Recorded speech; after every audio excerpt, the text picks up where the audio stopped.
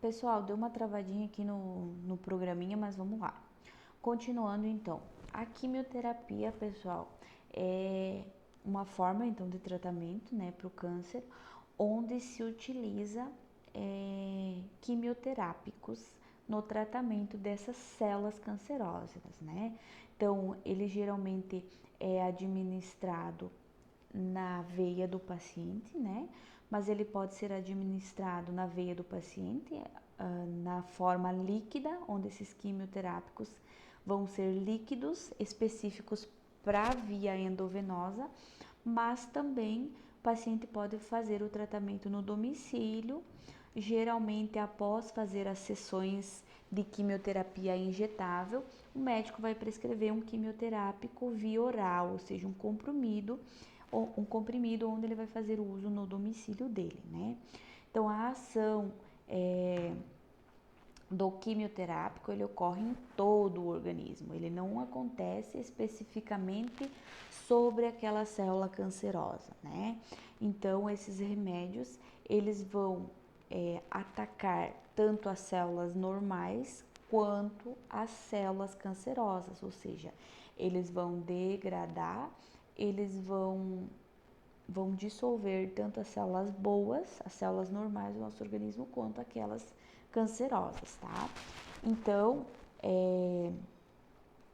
normalmente os químios terápicos, eles são administrados em intervalos que variam de 3 a 4 semanas, né? Depende da prescrição médica, depende do tratamento pelo qual o médico optou em fazer, tá?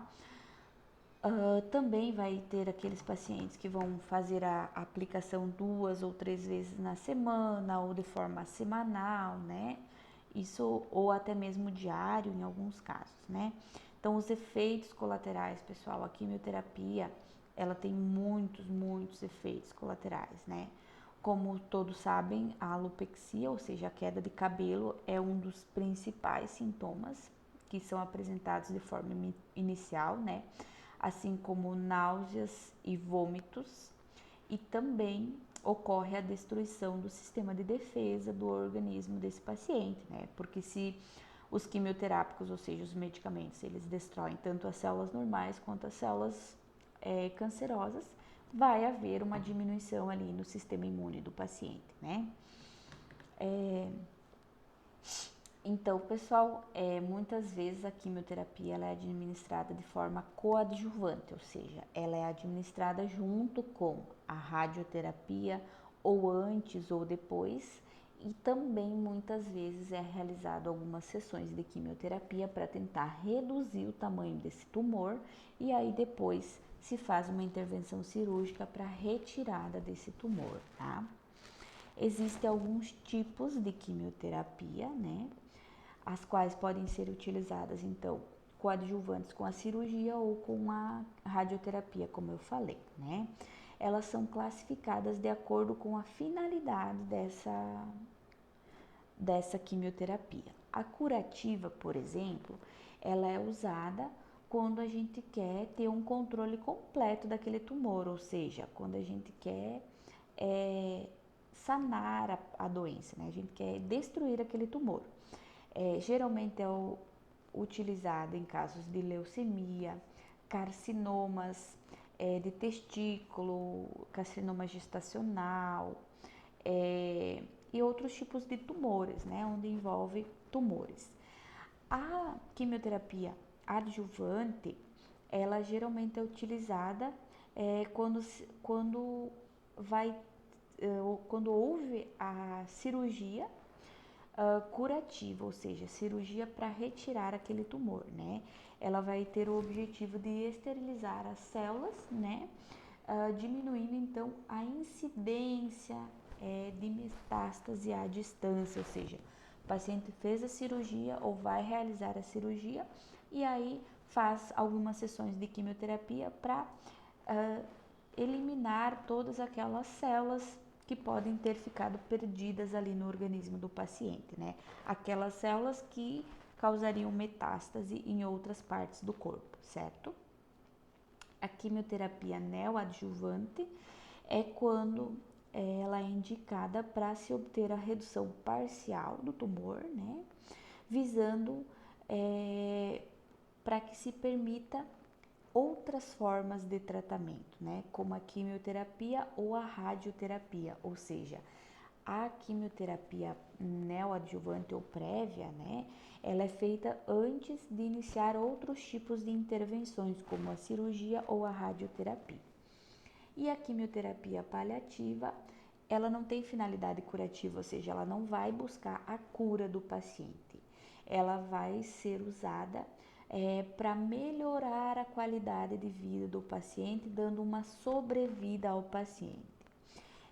Esse tipo de quimioterapia geralmente é utilizada para carcinoma indiferenciado de células pequenas de pulmão, ou seja, quando o paciente já pode estar com muitas metástases ou é um câncer muito agressivo que infelizmente não se tem muito o que fazer pelo paciente a não ser dar uma boa qualidade de vida a ele enquanto ele viver, né? Infelizmente essa é a verdade, né? Então, como a quimioterapia ela é administrada no paciente, né?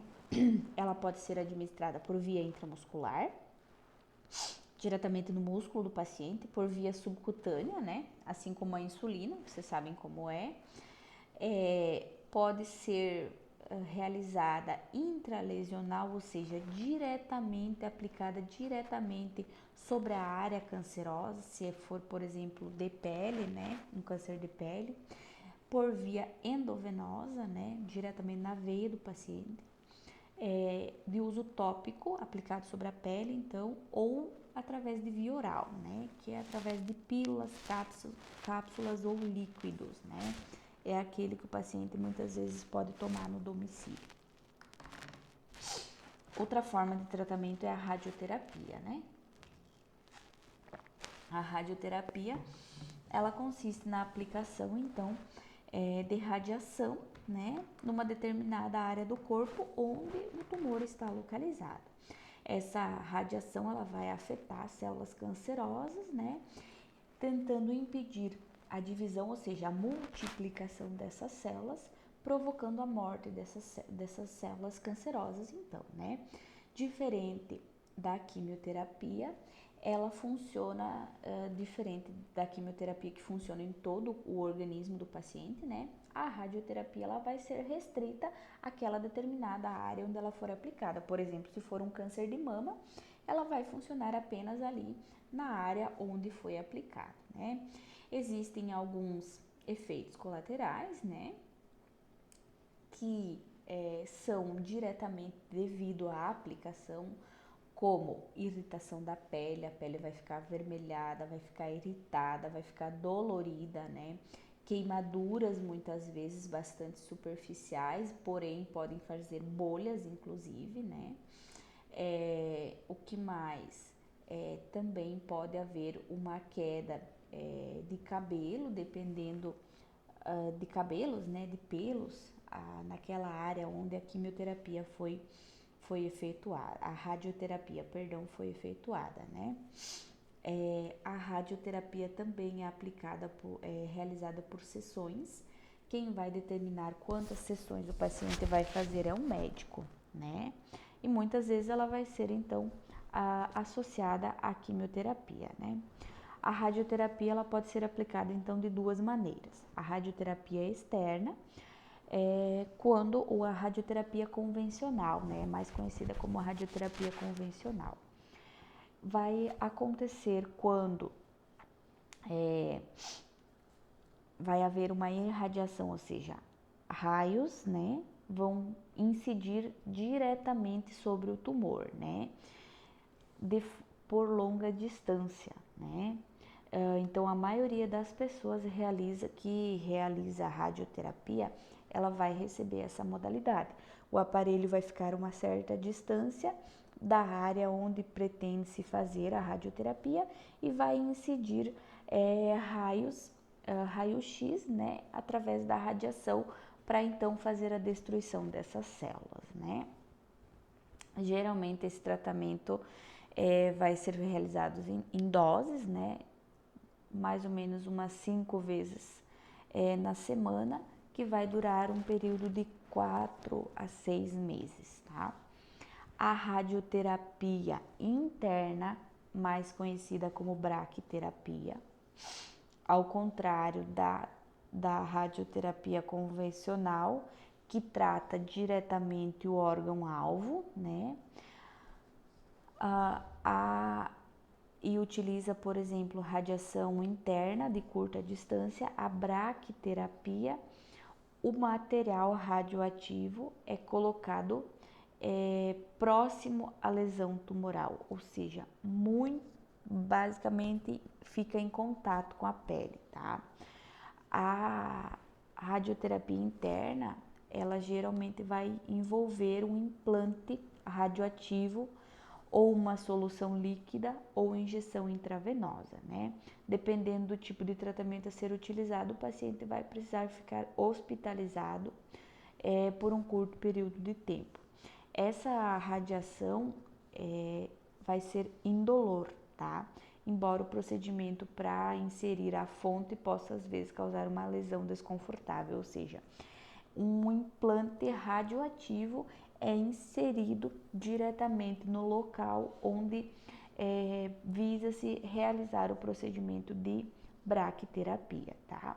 Ele é pouco utilizado, muito mais utilizado a radioterapia convencional, aquela onde faz a radiação. E por último, porém não menos importante, é a cirurgia, né? É a mais antiga forma de tratamento dos tumores, então, principalmente os tumores sólidos, né? Em caso de leucemia, não tem muito o que se fazer, por exemplo. Então, a cirurgia, ela vai fazer a excerese, a retirada daquele tumor, né?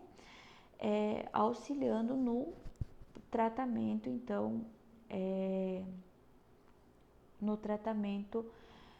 coadjuvante através da quimioterapia ou radioterapia, né?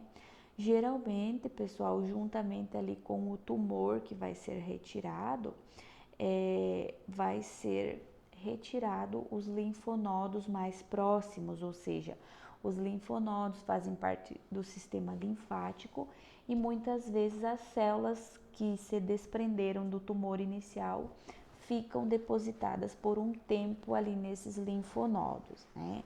E que depois, se não for feito quimioterapia ou radioterapia, elas podem se disseminar pelo câncer, pelo corpo do paciente, ocasionando câncer em outras regiões, tá? Pessoal, então é importante dizer que muitas pessoas acometidas por câncer, por mais que elas tenham tido a cura do primeiro câncer, elas têm probabilidade de ter um segundo câncer, digamos assim, né? Ou seja, depois de um certo tempo, muitos meses ou muitas vezes até anos, pode haver um desenvolvimento de um segundo câncer em outro sítio.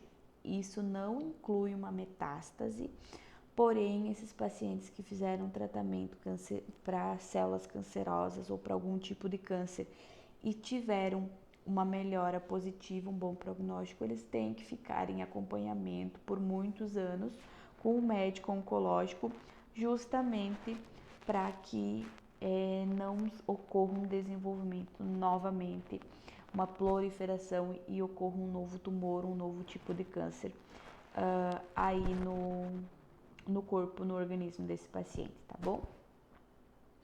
Pessoal, aqui tem algumas dicas, né, sobre o que não fazer, sobre o que não fazer para desenvolver, para ter um fator de risco, né, a desenvolver um câncer aí. Não fumar, não abusar das bebidas alcoólicas, manter hábitos seguros relacionados à sexualidade, ao sexo, hidratar e proteger a nossa pele com filtro solar, ficar atento, fazer exames anuais, né? Exames de rotina aí para ver como é que está a nossa saúde, manter atividades físicas, praticar, né? E aqui tem um trecho bem importante que fala por que a enfermagem é essencial no tratamento das pessoas acometidas por câncer, tá? Eu vou deixar aqui para vocês lerem, então, posteriormente, certo?